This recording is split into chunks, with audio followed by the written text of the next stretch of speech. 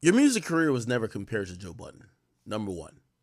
Um, you are Caribou.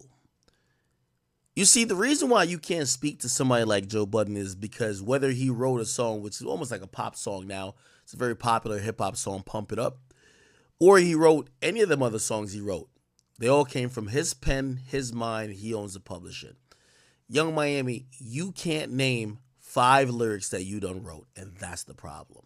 You got to stop cosplaying as you're a outstanding artist because you're nothing but a ventriloquist, and that's the problem where people like Joe Budden has always been frustrated. I didn't get his frustration when I first lined up with him on Everyday Struggle, because part of his frustration was with people like you, because people like him, for him to come up with some brilliant lyrics, really genius shit, double entendres and triple entendres and all these complex and multis and all this type of stuff, he had to really think. Pen and paper, BlackBerry, iPhone. He's really trying to lock in. All you had to do was show up and say, "Where's my rhymes?" Now, I'm not going to knock everybody who uses a ghostwriter or uses help. But you're the same person who also disrespected your label before, and they're the one who gave you the ghostwriter. Remember the reason why Yachty don't roll for y'all no more? You want to tell people? I'll tell people. You don't want to talk about that. Why don't Yachty write for y'all no more? You tell me. But you won't say it. You can't. It's disingenuous to see an artist that don't write, that is non-talented, that could barely recite. And by the way, don't let nobody, and Young Miami, you know I spoke directly to your situation. The reason why you addressing everybody, neighborhood talk, Joe Budden and not me, is because you know I talk to, you know exactly who I talk to at this point. You don't want to say it. You don't want them tapes out of you not being able to perform the record, you not being able to record. You sound remedial. You should never mention a real rapper in your mouth. You're just not that talented. The whole point with somebody like you is that when given and gifted a career is that you've just never had the you've just never had the passion to just to say, I'm going to just give a little bit more than average. And that's the problem. So when you talk about Joe Budden, I don't care if he went one-time platinum, gold, maybe only sold 300,000 records. You're not an artist. You're not an artist. You're an actor. You're a script reader. You've never written anything solid. I challenge Carisha to show us her crafting any record she doesn't write. You heard what Cat Williams says. He doesn't write.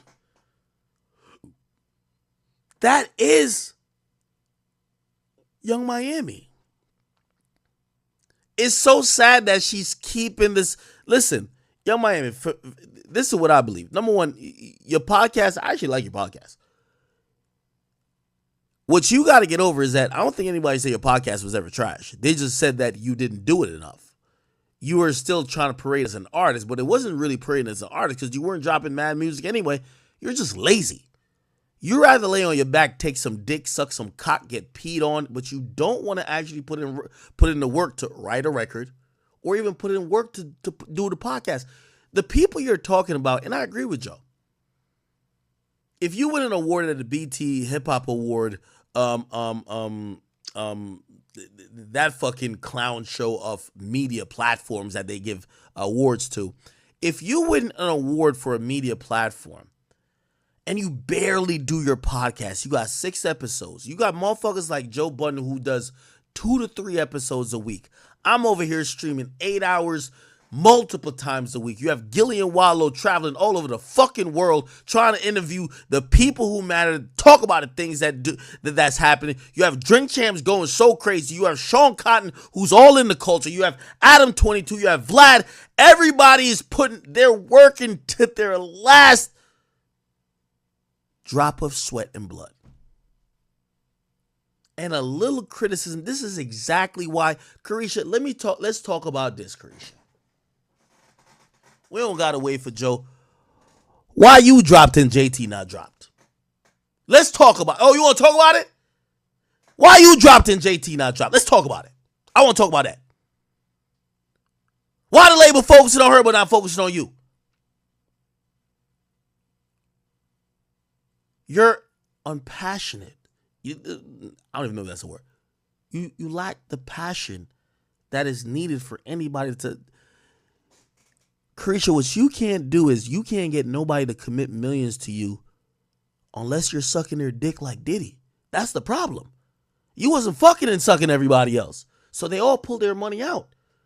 They all said, by the way, Carisha, answer this question before you get at Joe. Why are you dropped, but JT not dropped? Why don't they fuck with you? And why do they fuck with her? You know why? Because that girl, I don't give a fuck if she with Uzi. She don't want to go lay up under a nigga. She don't want to go lay up on a nigga and just suck dick and just try to get some money. She want to go work for hers. She rather perform in an airplane bathroom. Goddamn Olive Garden. She want to perform anywhere and she'll take any type of clown and embarrassment because you know what? No matter if you want to say she's the most talented or not, she definitely got some passion. That's where you just don't go in.